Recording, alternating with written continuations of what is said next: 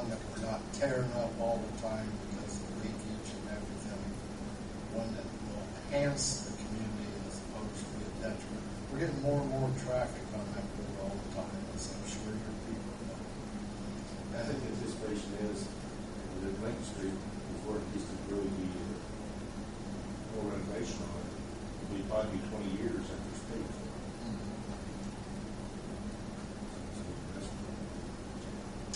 Thank you, Mr. Chairman. My pleasure.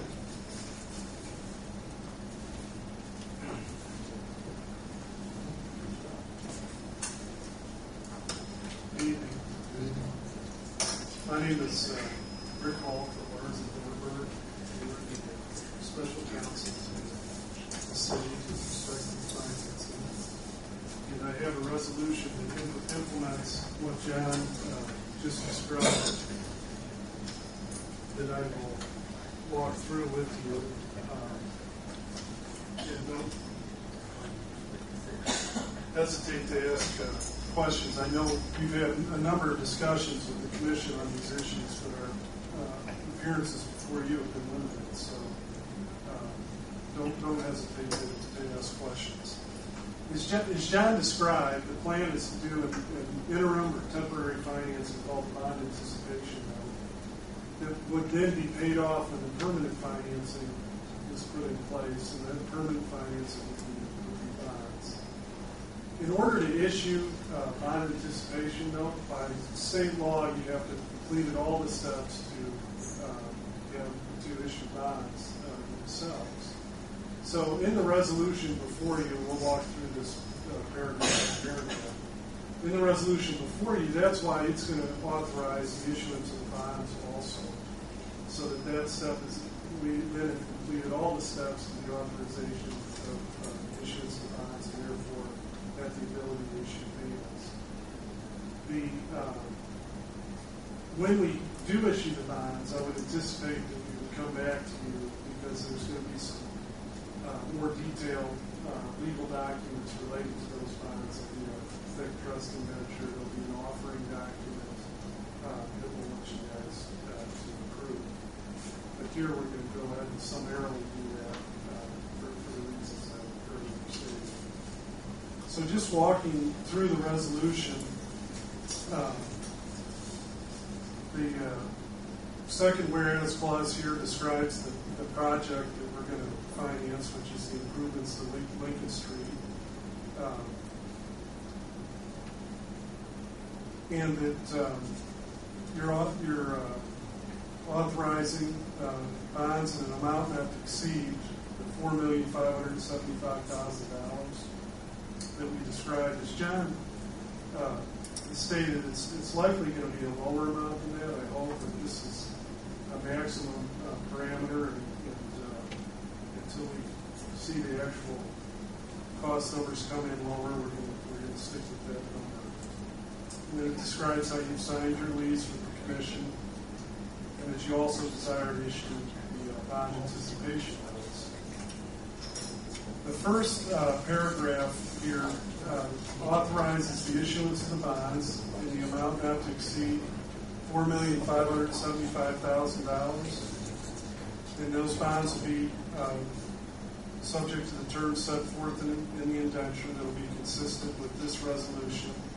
The maximum rate on the bonds will be 7%. And I apologize, when I prepared this, I made a mistake here in the discussion with John when we changed this. The bonds will be payable on February 1st and August 1st, which is 15 days after you make your lease payments. The banks and or rating agencies want to see a time lag between the time that redevelopment commission actually makes its lease payment until when you have to pay bond holders, just in case there's some glitch there. And then the final maturity would be February 1st, 2031. And I'll send June a clean copy of this page for inclusion in your records. Then, as I talked about in paragraph 2, it talks about the fact that there'll be a trust indenture and that that's authorized. It also states that in paragraph 3, it talks about the president of the authority with UMBA's advice is authorized to sell the bonds. And as John's talked about, at the time of the sale of the bonds, he'll provide you with advice whether that will be by a competitive sale or a negotiated sale. And again, in connection with that, you'd be authorized in the execution of a purchase agreement with the purchaser of the bonds. In Section 4, it authorizes the use of an offering document, an official statement. Again, this is the type of document that I would anticipate bringing back to you prior to the time to actually sell the bonds themselves.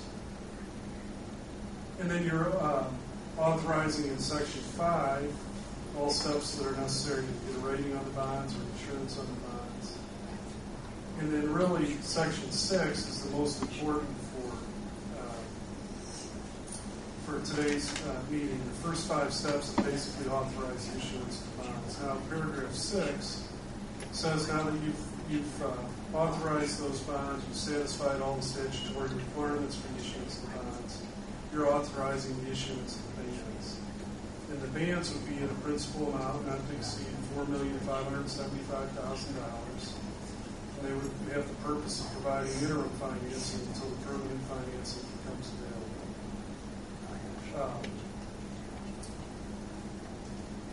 They're authorized in any denomination, and it's possible.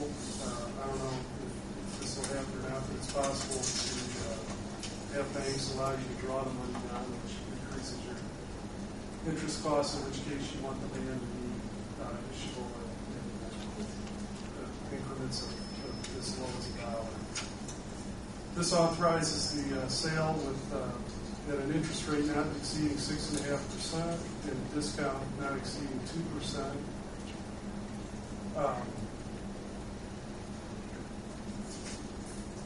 The second paragraph there of Section 6 says that their bonds are going to be payable solely from the proceeds. The bands are going to be payable solely from the proceeds of the sale of the bonds. And you're pledging those proceeds of the bonds for the repayment of the bands. It authorizes the execution of the bands. It authorizes you to obtain our legal opinion we'll provide an opinion to the purchaser of the bands that they've been validly issued, and the interest on them is tax exempt. You have to have a fiscal agent that actually will receive will actually make a payment to the band holder and also keep a record as to who is the owner of the band, because this is a negotiable instrument. It wouldn't be expected that this would happen given the short time frame it's going to be outstanding, but in theory it's a negotiable instrument, the ownership of which could change hands, and the treasurer would serve in this role as a registrar and paying agent to keep track of the registered owner of the band. The last paragraph on page 3, that discusses how these bands are negotiable instruments, the ownership of which can be transferred and exchanged, but they can only be done so through the registrar's records, so that we always are aware of who owns the bands.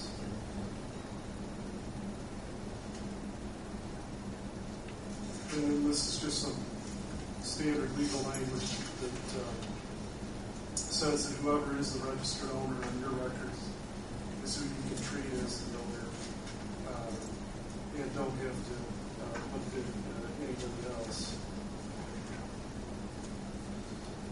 The sale of the bands is provided in the first paragraph on page 4, and this authorizes the execution of those by the secretary and the treasurer of the authority. Those are the same provisions as are provided up above. This is in the second paragraph. This is what I talked about, where if we are able to place the band with the bank,